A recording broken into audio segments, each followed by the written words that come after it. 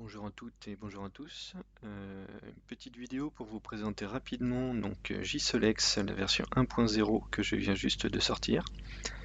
Donc pour les liens de téléchargement, vous pouvez aller en fait sur mon compte GitHub. C'est un logiciel open source gratuit écrit en Java et vous avez les liens de téléchargement. Donc ici les dernières versions, donc la version 1.0 est disponible pour Linux, Windows et Mac, à savoir que la version Mac, j'ai pas pu les tester parce que j'ai pas de Mac, mais a priori ça devrait fonctionner. N'hésitez pas à me revenir vers moi si c'est pas le cas. Et puis donc je vais vous faire une petite démonstration de ce que ça permet de faire. Donc voilà, j'ai la fenêtre ici, je vais prendre un fichier hop, que j'ai fait une capture que j'ai fait il y a un certain temps, je vais faire un traitement complet et voilà. Donc là il m'a fait le traitement de ma vidéo, avec reconstruction de l'image au fur et à mesure. Donc là ça a été relativement vite parce que mon PC est assez rapide, mais sinon on verra petit à petit l'image se reconstruire.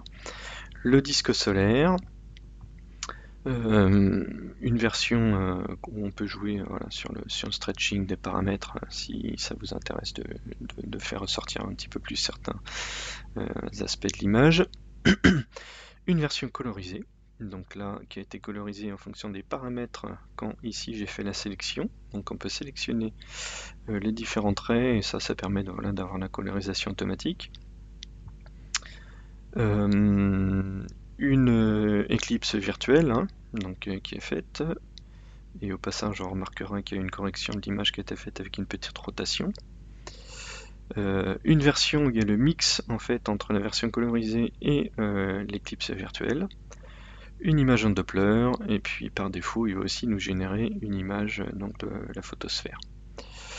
Donc tout ça, on peut faire évidemment des différents petits paramétrages. Donc là, si je reprends cette image-là, en fait, si vous êtes par exemple en phase d'acquisition et vous faites la mise au point, ou vous n'êtes pas sûr de comment le disque est centré sur le capteur, etc., etc., au lieu de faire le process complet, typiquement vous pouvez passer un quick mode, et donc là ça va vous générer uniquement la reconstruction, et puis derrière s'arrêter au disque. Donc ça vous permet de voir rapidement, par exemple dans la version linéaire, si c'était pas droit, et bien on le verrait. Donc là par exemple je vais prendre un fichier volontairement non corrigé, donc on va prendre celui-ci, je vais passer en quick mode.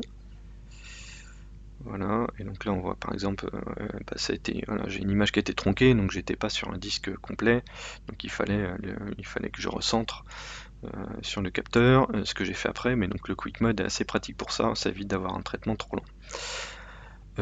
Ensuite, donc là je vais aller chercher par exemple pour montrer le reste, la vidéo qui est sur le site de Christian. Donc c'est une vidéo qui est en H-alpha, il y a des petits paramétrages, réglages de paramétrage pour la détection de la ligne spectrale sur lesquels on peut jouer. On peut évidemment décider de ne pas faire la correction automatique de tilt et de ratio. Donc là je vais sélectionner ça parce que sur l'image de la vidéo de Christian c'est relativement bon, donc pas besoin de faire de correction. On peut décider d'inverser les axes horizontaux verticaux, je vais par exemple décocher ici.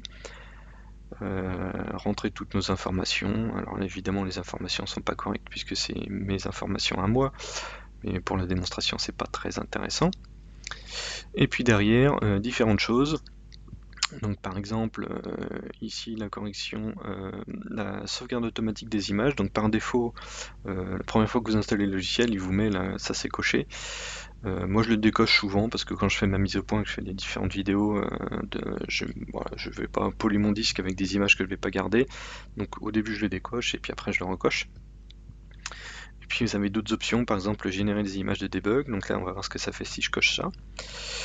Ici c'est pour la correction de ce que j'appelle le banding, mais voilà, a priori c'est plus la correction des transversaliums. Donc là c'est un algorithme que j'ai implémenté qui permet de corriger ça en calculant simplement des moyennes à partir de bandes, et puis avec un certain nombre de passes, on est capable de corriger des défauts plus ou moins importants. Donc là je vais diminuer à 5 passes par exemple sur cette image là, et puis on va cliquer sur le full process et voir ce que ça donne. Donc là sachant que j'ai rajouté des images de debug. Donc je vais aller sur tout le début. Donc la différence par rapport à tout à l'heure, c'est que là on voit bien notre spectre avec la ligne qui a été détectée. Donc ça permet de voir s'il y a eu des erreurs de détection. A priori là c'est parfait. La correction automatique de distorsion, donc là elle l'a faite relativement bien, et puis ça nous permet de repérer la fameuse array H-alpha directement ici. Ensuite, eh bien, on a les différentes reconstructions en fonction du pixel shift. Donc là, 15, c'est pour aller dans la photosphère. Et puis autrement, au niveau 3 et moins 3, ça c'est pour créer l'image Doppler. Donc ces images-là, par défaut, ne sont pas montrées si on ne coche pas le debug. Voilà, donc après on arrive à l'image du disque solaire. On peut évidemment zoomer dans l'image. La version stretch, la version colorisée automatiquement, avec des détails assez sympas dessus. Ça c'est pour vérifier, encore une fois c'est une image de debug, que le contour du disque a bien été détecté, donc ça c'est important pour faire la correction de géométrie. Bon là je l'ai décoché parce que c'était une très belle vidéo. L'éclipse virtuelle, toujours la version mix, le Doppler, et puis derrière donc le continuum. Voilà. Donc c'était une présentation très rapide, n'hésitez pas à jouer avec et puis me faire de retour en fonction. Voilà, merci à tous, bonne soirée.